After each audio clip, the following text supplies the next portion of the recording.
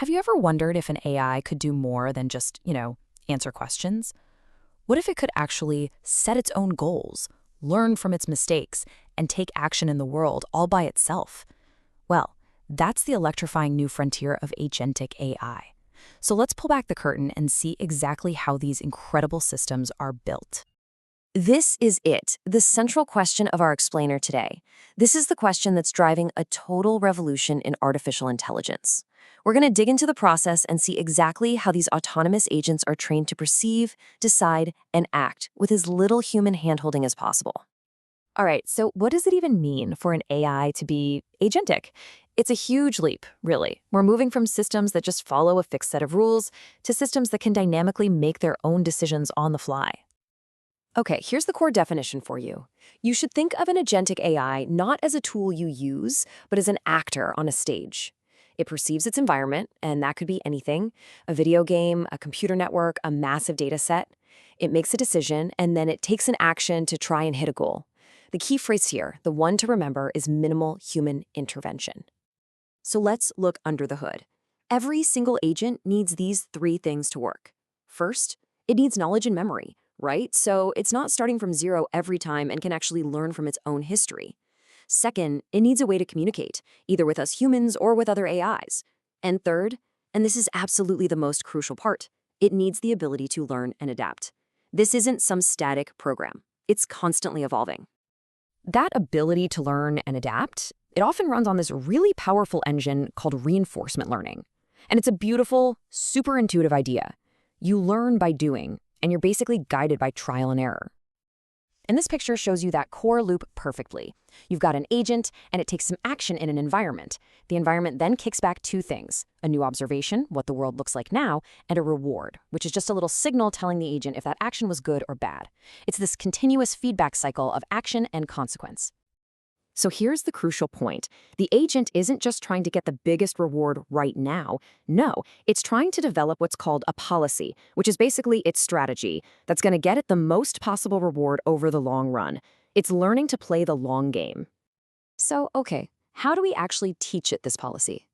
Well, one of the most stable and popular methods out there is an algorithm called Proximal Policy Optimization, or PPO for short, and it has a really clever trick up its sleeve. See, for complex tasks, it's pretty much impossible to write a simple formula for good behavior. So instead, we train a totally separate AI called a reward model on a whole bunch of human preferences. This model becomes our AI judge, and it can look at an agent's action and give it a score that lines up with what a human would probably prefer. The training process itself is kind of like a carefully choreographed dance. First, in the rollout, the agent just tries a whole bunch of different actions. This is super important for exploration, just gathering data on what works and what doesn't. Then our AI judge scores every single one of those actions. Step 3 is calculating the advantage. This tells us not just if an action was good, but how much better it was than the average. Then, with that info, we do a very small, gentle policy update, just nudging the agent's strategy toward those high-scoring actions. And finally, we update the critic, which is like an assistant coach model that gets better at predicting future rewards, making the whole process way more efficient over time. And that gentle update is the absolute key to PPO's success.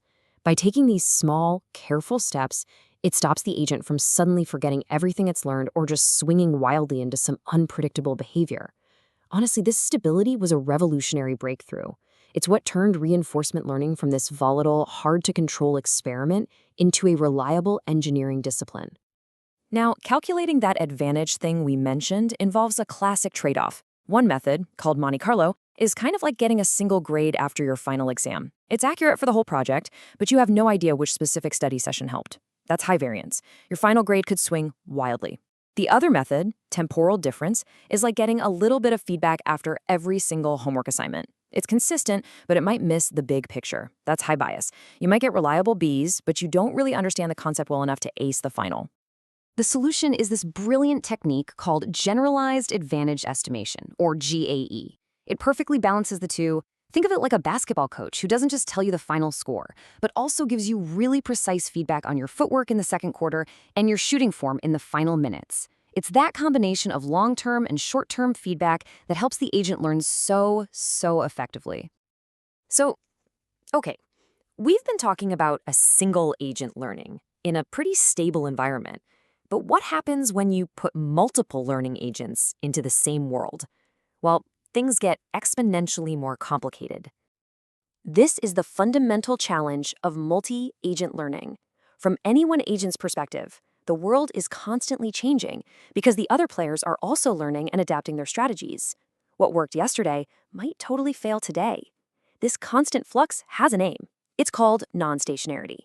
It's like trying to play chess when the rules for how your opponent plays are changing every single turn. And as you can see, we're not talking about simple tasks here. On the left, you've got agents that have to coordinate to pick up items of different levels. On the right, robot agents have to navigate a super busy warehouse without crashing into each other. In both cases, success is basically impossible without tight coordination, and the reward often only comes after a long sequence of correct, collaborative actions. This difficulty leads to some common failure modes, or pathologies. Miscoordination is the obvious one. The agents just fail to get on the same page. But relative overgeneralization is way more subtle. Imagine two people trying to move a couch through a doorway. The best way requires perfect coordination, but it's risky. One wrong move and you drop it. So instead, they might settle for a slower but safer strategy, like just wiggling it through. That's relative overgeneralization. The agents settle for a good enough strategy because aiming for the best one is too risky if your partner messes up. And this graph shows that problem perfectly. See peak M? That represents the optimal, highest possible reward. But look how narrow it is. It requires perfect coordination to hit. Peak N, on the other hand, is lower. It's a suboptimal reward, but it's much wider and flatter. It's way easier for both agents to land on, even if they aren't perfectly in sync. So what happens? The agents learn to play it safe and aim for N, even though M offers a much better outcome. So, after all that, what's the end game? Why go through all this trouble? What is the ultimate prize for solving these incredibly complex learning problems?